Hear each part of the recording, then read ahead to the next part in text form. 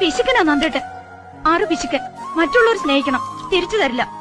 1000 തന്നാ തിരിച്ചു തരണത് 10. എനിക്കിപ്പോ അത്ര സൗകര്യമുള്ളൂ. അപ്പൊ എന്റെ തോന്നല് ശരിയല്ലേ? എന്റെ സുമ നീ നിന്നിട്ടേ നമുക്ക് ആ പല്ലവി ഒന്നുകൂടെ നോക്കാം. എനിക്ക് വയ്യ. എനിക്കറിയാം കടമ കാണിച്ചതല്ലേ, അല്ലാതെ ശരിക്കും ഇഷ്ടമുണ്ടായിട്ടൊന്നും അല്ല എന്നെ കെട്ടിയത്.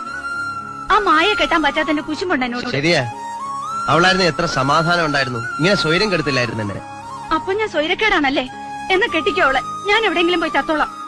നീ പോയി ചാവ്, എനിക്കൊരു ചുക്കുമില്ല. ഞാൻ നല്ലൊരു മാവ് വെട്ടി അങ്ങ് ദഹിപ്പിക്കും. അമ്പടാ, ആശ മനസ്സിലിരിക്കുള്ളൂ. അങ്ങനെ ഇപ്പൊ സൂഹിക്കണ്ട, കൊല്ലും ഞാൻ രണ്ടിനെ. അതെങ്ങനെയാ, നീ മരിക്കില്ലേ? പ്രേതായിട്ട് വരും ഞാൻ.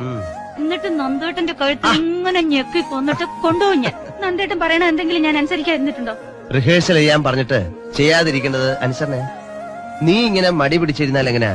വേറെ വല്ല കുട്ടികളായിരുന്നെങ്കിൽ 2 മാസം കൊണ്ട് ചിട്ടപ്പെടുത്താവുന്ന. ഇതിപ്പോ നാളെത്രായി? നിന്റെ മടിയാ. എന്നാ വേറെ